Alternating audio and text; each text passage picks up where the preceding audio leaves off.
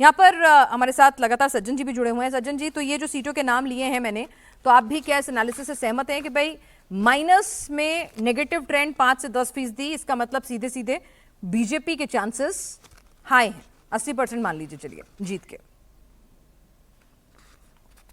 नहीं, बिल्कुल हम लोग तीनों लोग कुछ बातों में बिल्कुल सहमत हैं कि जैसे तुषार ने कहा कि ये जो 51 सीटें हैं बीजेपी के विक्ट्री मार्जिन के लिए, उनका स्ट्राइक रेट इसमें 50% प्लस होना बिल्कुल जरूरी है, उसके बिना आप जीत नहीं सकते हैं। दूसरी बात हर्षवर्धन जी की भी सही है कि 10, हालांकि यहाँ पे बस एक ये है कि जो उन्होंने अभी कहा कि 75 सीटें और 108-9 सीटें, मैं उसमें ये बता दे रहा हूँ कि अजम्पशन इस बार ये है कि अगर आप ये माने कि जैसा उन्होंने कहा कि 40%, 35 से 40% हो तो बीजेपी जीत सकती है, और अगर उससे कम हो तो ज्यादा चांस है बिल्कुल जीतने की, और 40 से ऊपर हो तो बहुत मुश्किल हो जाएगा जीतना। यहाँ पे एक और भी बात कॉशन की बात है, क्योंकि अब सवाल केवल इतना है कि एक जीत हार क्लोज मार्जिन से होगी या जीत हार ठीक ठाक मार्जिन से होगी, इस पे कल हमें पता चलेगा।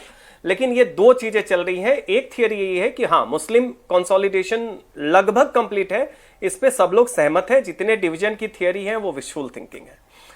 हिंदू कंसोलिडेशन एक बहुत सशक्त है, पिछले 2021 में था उससे ज्यादा है, लेकिन वो मुस्लिम कंसोलिडेशन की तरह बिल्कुल एक वाटर टाइट कंपार्टमेंट नहीं है, ये भी बात सही है।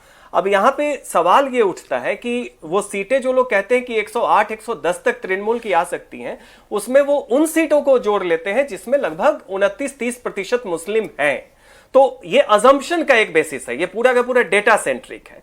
अब इसमें क्या है कि आप देखिए, कोलकाता से लेके हुगली और आसपास के कोलकाता रीजन में आप देख लें तो बहुत सारा ऐसा भी सीट है जहां पे जो टीएमसी से मोह भंग है उसका मूल कारण हिंदू और मुस्लिम वाली बात बाद में आती है, उसका मूल एक इकोनॉमिक कारण भी है कि कहीं पे बेरोजगारी की बात होती है, कहीं पे हुगली जैसे आपको पता होगा देश भर में, या वर्धमान आलू की खेती में बहुत ही काफी उन्नत किस्म का है, लेकिन वहां पे हार्वेस्टिंग बिल्कुल इस बार खराब रही और एक रूरल डिप्रेशन वाली, रूरल डिस्ट्रेस जिसे कहते हैं, वो सिनेरियो है। तो वहां पे टीएमसी का संगठन तो बहुत मजबूत है। संगठन केवल ऐसा नहीं है कि वो हेटेड है, काफी घर घर में, चूंकि ममता का वो एक बेस टीएमसी से छीन के काफी पहले बन चुका था। अब ऐसी स्थिति में बहुत सारी सीटें, अब जैसे आप इसी में देख लें बेलाघाटा और कस्बा, अब यहां पे लगभग 30-30% मुस्लिम है। अब इसको हम फंसी हुई सीटें माने, जिसे हड्डाहड्डी कहते हैं, या बीजेपी की जीतने वाली सीट माने, इसको तय करना अभी बहुत मुश्किल है। आप जो भी क्लेम करेंगे वो कुछ अजम्पशंस के बेसिस पे रहेंगे, लेकिन ये बात बिल्कुल सही है कि बीजेपी को अगर जीतना है तो ये जो सीटें हैं जहां पे मुस्लिम परसेंटेज 30% से कम है उसको जीतना होगा, एक। और दूसरा, इसमें सोनारपुर उत्तर की आपने बात की, सोनारपुर दक्षिण की बात की, ये सब सीटें मुझे लग रहा है इस बार बीजेपी जीत जाएगी। चौरंगी पे मुझे अभी भी शक है, कारण ये है जो हर्षवर्धन जी ने भी कहा और तुषार भी शायद इससे एग्री करें, वहां 42% मुस्लिम है। और एसआईआर को आप फैक्टर इन करें, बिल्कुल सही बात है कि नैरेटिव ज्यादा बना है, क्योंकि एसआईआर का वो डिलीशन, बोगस वोटिंग को हम फैक्टर कर भी लें, जो absent voter, dead voter, untraceable voter, duplicate voter, उस जो पहले 63 लाख चला गया, उससे बहुत ज्यादा हमें यह करने की जरूरत नहीं है। जो बाद में 30-33 लाख वोट कटे हैं उसके प्रोपोर्शन का यहां कितना रिफ्लेक्शन है। तो उस नतीजों से यह होता है कि क्या टीएमसी ऐसी सीटें जहां पे 30 और 70 का मतलब 30% जिसे हम लो हैंगिंग फ्रूट बीजेपी के लिए मान रहे हैं, वैसी सीटों को बिल्कुल लूज कर जाएगी, या उसका सांगठनिक ढांचा और एक पहले से जो मजबूती है वो खींच लाएगा 15-20% हिंदुओं को?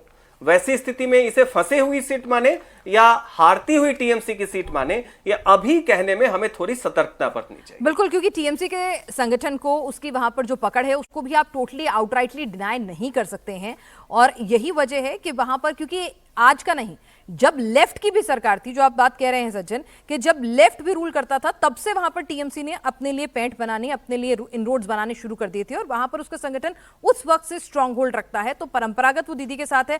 अब इसीलिए वहां पर जो बीजेपी का मोमेंटम है और मोमेंटम टू कन्वर्जन रेशियो जो है उसको लेकर जो बार बार सवाल उठ रहे थे कि यहीं पर इसी रीजन में आके ब्लॉकहेड की स्थिति हो जाती है तो वहां पर उसको कितना अपने फेवर में बीजेपी करती है, यही सबसे बड़ा चैलेंज है। और इसीलिए हम कह रहे हैं कि ये 53 सीटें जो तुषार ने यहां पर एनालिसिस आप लोगों के सामने रखा है कि ये 53 सीटों में से अगर आपने 50 to 60% नहीं अपने नाम किया तो आप मान के चलिए कि आप मैजिक नंबर से तो दूर रहेंगे। आप अच्छा करेंगे, इसमें किसी को शक नहीं, लेकिन मैजिक नंबर से आप दूर रहेंगे। अब कुछ फटाफट से मैं 10 सीटें अगली टर्न में लेती हूं, फिर उन 10 सीटों पर एनालिसिस करेंगे।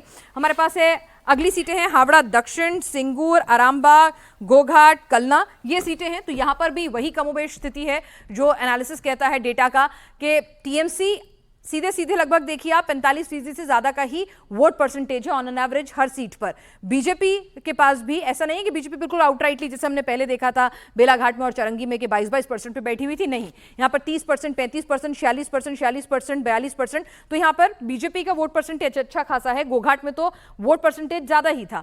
तो अगर हम 2024 की लीड की बात करें तो हर जगह पर बीजेपी ने अपने लिए गेन ही किया है 2024 के लोकसभा में। इससे पता चल रहा है कि टीएमसी से धीरे धीरे आप उसे एंटी इनकम्बेंसी कह लीजिए, हाल फिलहाल की घटनाओं का मामला कह लीजिए कि 2024 आते आते टीएमसी से मोर और लेस मोहभंग हुआ था। सबसे ज्यादा -5.29 का हावड़ा दक्षिण में हम देख रहे हैं वोटर परसेंटेज में डाउनफॉल आया है और वही चीज नंबर जो है लगभग अप्रोक्सीमेटली 4% जो है वो बीजेपी के खाते में जाता हुआ दिख रहा है। यानी कि टीएमसी का अगर वोट टूट रहा है तो बीजेपी का लगभग उतना ही गेन हो रहा है। तो ये साफ पता चल रहा है कि बीजेपी को अपनाया जा रहा है और टीएमसी के लिए एक नेगेटिव ट्रेंड यहां पर दिख रहा है। माइनस ये 2 सीटों पर थोड़ा सा छोड़ दें जिसमें आरामबाग और सिंगूर में एक मामूली सी 0.5 तक की बढ़त आप देख लीजिए।